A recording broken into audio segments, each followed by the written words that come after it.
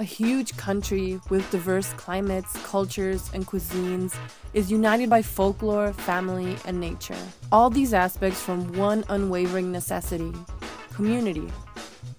From the enormous metropolis of Mexico City to the quietest pueblos, tiny signs of community show up again and again.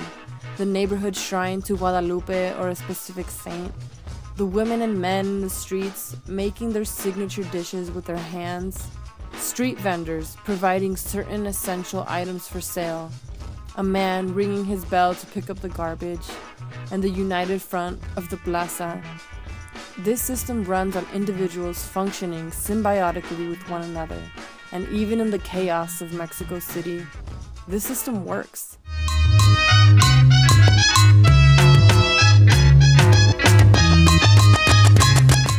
Yes, Mexico is ancient, and so is Mexico City, but it is also cutting edge and supremely modern in cuisine, art, and social movements. Mexico City has gotten a lot of attention these last few years for its reputation as a new hipster mecca, and we saw that this reputation is well deserved. On one visit to a hip fusion restaurant in one of the youngest creative neighborhoods, Condesa, we asked the chef for food recommendations. He told us without skipping a beat, the best food in Mexico isn't in the restaurants. It's on the street. Solo en México. En otro país no hay. The sidewalks and markets are filled with carts of every kind. The smell as you walk through the narrow pathways is intoxicating. The street may be the most affordable way to eat, but that isn't its main appeal. The quality of the ingredients and each vendor's focus on one or a few different dishes brings the home kitchen to you. Mothers with children and businessmen stand or lean eating vibrant dishes of every kind. The Mexican system also builds markets formed like compact, small neighborhoods. Indoor and outdoor shopping areas have road-like lanes and grids, filled with everything from household objects to souvenirs to food. Each tiny square is its own shop, and all are run by generations of the same family. Shopping isn't a corporate experience for most Mexicans, it's a communal experience. In Mexico City, ancient culture, an influx of eager people, and endless inspiration gave birth to a highly creative atmosphere. Some people are crediting outsiders flowing into the city. They are only part of the contribution. It is the Mexican people themselves fueling the growth of this city. Within the dense population, we found one form of community that caught our attention: Las Feministas. On a walk of discovery, we came across a community center with walls covered in feminist art and posters for events. The space showed films, hosted concerts, and provided all the soulful duties a good community center should.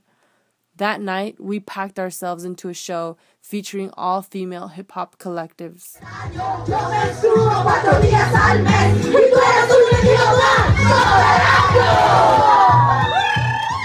These independent young women are not new in their strength. They come from a long line of powerful Mexican women. Mexican women are the centers of their communities in many ways. From Frida Kahlo's proud face on the 500 peso to the tiny vendors selling sweets on the metro, the presence of women in society is felt. In our documentation for a cookbook, we encountered not only the recipes of abuelas, recipes passed down for generations, but we also encountered the stories of strength and the wisdom only found in the eyes and words of a woman. The home is the heart of community, and where the best food is made. We saw posh neighborhoods and houses and open-air homes so minimal that tarps had to be hung to protect from the rain. The tiniest stove can make the most beautiful dish.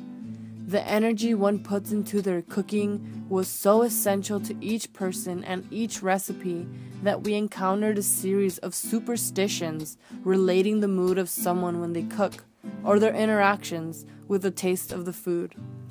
The most important secret ingredient was love, to make everything with love. That way, it was sure to turn out delicious. We are two first-generation Americans. Americanas, we like to say. Although only one of us has our roots in Mexico, we learn more about ourselves as we explore the deep nuances of this culture. But more important than reflecting on ourselves, these opportunities lead us to understand those around us and give gravity and respect to the rest of the world.